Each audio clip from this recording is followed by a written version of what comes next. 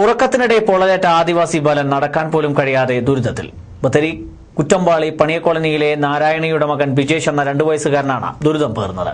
പലതവണ Kozhikode medical college ആശുപത്രിയിൽ കൊണ്ടുപോയെങ്കിലും മതിയായ ചികിത്സ ലഭിച്ചില്ലെന്ന് നാരായണി പറയുന്നു.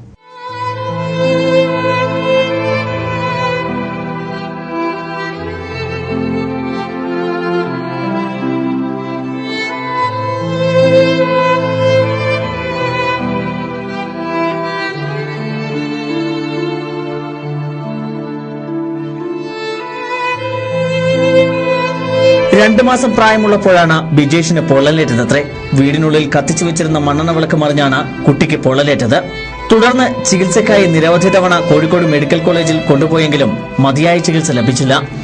ഇപ്പോൾ കുട്ടിയുടെ ഇടത് കാലും വയറും തമ്മിൽ ഒട്ടിയ നിലയിലാണ്.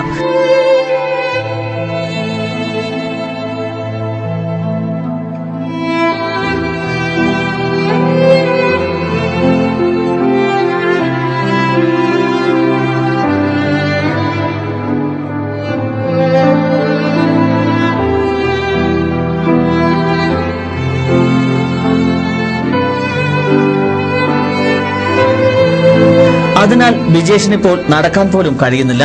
ഓപ്പറേഷനിലൂടെ ഇത് പരിഹരിക്കാൻ കഴിയുമെന്നാണ് വിദഗ്ധ ഡോക്ടർമാർ നൽകിയ ഉപദേശം. പിന്നെ അതൊന്നും തിരിച്ചു വിട്ടു. എന്താ പറയുന്ന ഡോക്ടർമാരെ ഇവിടെ ഡോക്ടർമാരില്ലാണ്ട് അങ്ങനെ പോയിട്ട് വന്നു. ഇത് ചികിത്സ ഓപ്പറേഷൻ ചെയ്താൽ ശരിയാകുമെന്ന് പറഞ്ഞു. പറഞ്ഞു. പൈസ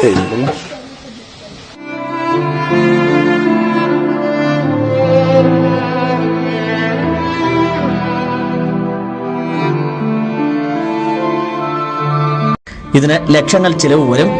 എന്നാൽ കൂലിപ്പണിയെടുത്ത് കുടുംബം പോറ്റുന്ന നാരായണിക്ക് ഇതിനുള്ള പണം കണ്ടെത്താൻ വഴിയില്ല. ഈ സാഹചര്യത്തിൽ ബന്ധപ്പെട്ട വകുപ്പ് ഇവരുടെ സഹായത്തിനെത്തിയാൽ ഈ 2 വയസ്സുകാരന് സ്വന്തമായി നടക്കാൻ കഴിയും. അല്ലാത്തപക്ഷം ഒരു കുട്ടിയുടെ ഭാവിയാണ് ഇല്ലാതാവുക.